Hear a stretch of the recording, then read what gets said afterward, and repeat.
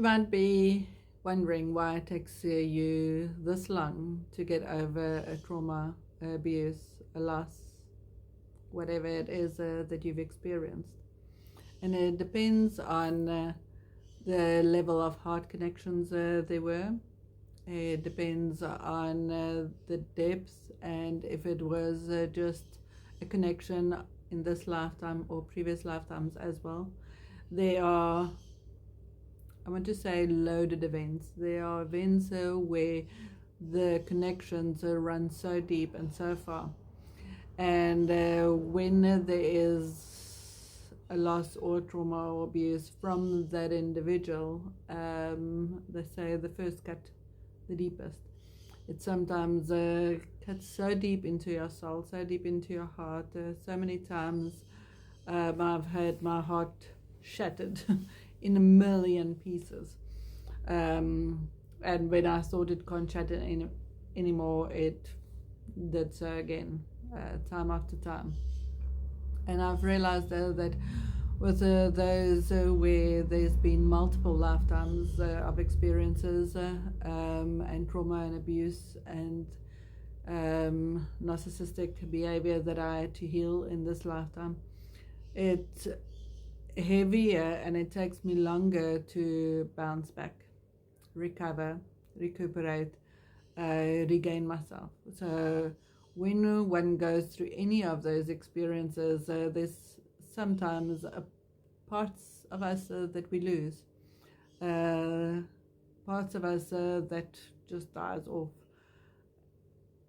It's when you're in a relationship we're experiencing any of those, you lose yourself, you lose who you are, you lose the sense of self-worth, self-esteem, self-image. It all goes for a nosedive.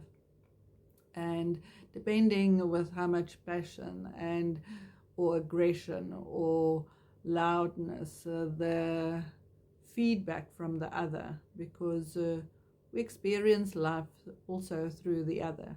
We don't just take what we say or think, we also take note of what others see or think. And if there's not a strong sense of self, and there's a reliance on what the other person says, especially if you're a people pleaser, especially if you want to gain the approval of others, then it's a little bit more difficult to walk away or to change or to heal, because it was ingrained in you, and there was times that you started to believe it because it was repeated and repeated and repeated. And luckily my experiences mostly have been short term, like 3 months or so. There's, I think, the longest abusive relationship that I've ever been in was just after my marriage. So that was for a period of 3 years, and that was terrible. But as I've realized that people don't leave good relationships because they tend to make excuses, or there's always something good in the relationship that keeps them there. So they'll see the good and then they'll also see the bad, but then they try and hide the bad or talk away from it or turn a blind eye or make excuses or not tell people, because those kinds of individuals hide their true nature so well from the others. So others think they are just the bee's knees, they're just a fantastic person. You are so lucky to be in this relationship, but it's not always that you are lucky. You were unlucky enough to have signed up for this experience.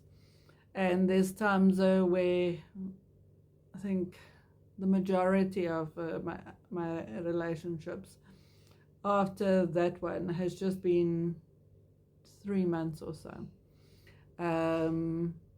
Nobody could last longer than 3 months, or I wouldn't go past that because I got to see their colors. There's sometimes people that can just pretend to be somebody for X amount of time, and when you go over the allotted time that they can put up this pretense, then they start to show you their true colors, who they really are, how they control, manipulate, how they get their way, how they work and operate. And sometimes when you really see it, in the nakedness of it, just in the rawness of it, of the truth, it is an ugly sight. And especially, I want to say, sometimes when I've had religious clients, and they say, but God put this person on my path, or God sent me this person, so either there must be something wrong with me, or I don't know how I need to change to start accepting this behavior, or I need to not be so sensitive, or I need to behave better because they say it's because of what I do, or because of what I say, or because of how I act, that they end up acting like idiots, or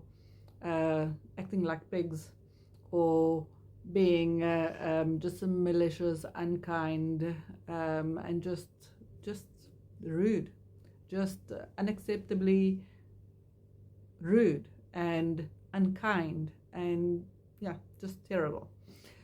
So the only thing that we can ever do is gain a stronger sense of self, realize who you are and who you're not, so that no narcissist can tell you, oh, but you are like this, or it's because you do this, then I have to now treat you like this.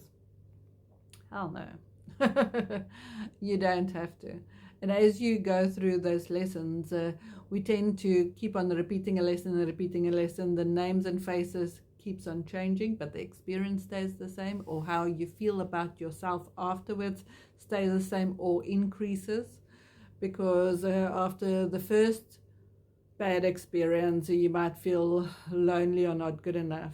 Then you go in, then you take that wounding into another relationship, and if you didn't treat it and healed it before, after the second experience, it will grow and go. Sometimes people take their past partners back because they profess to have changed, or they would cry, or they would come with gifts, buy your love, and sometimes love can't be bought. And sometimes they would rather go to the easier, a place where it's easier, where they don't get challenged, where they don't have to say what they mean and mean what they say, where they can just get away with acting the way they do.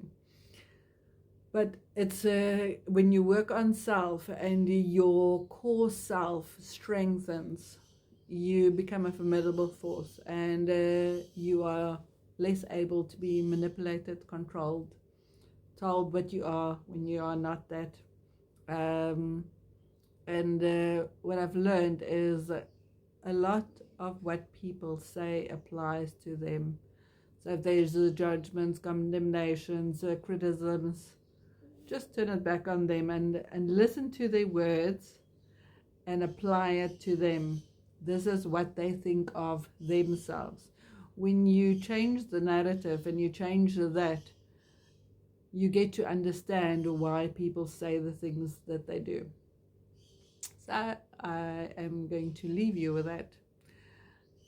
There is a life, and there's a good life. There's a peaceful life at the end of any traumatic experience.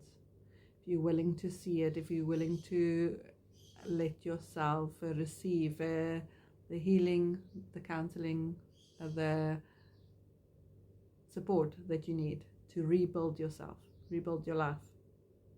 Bye for now.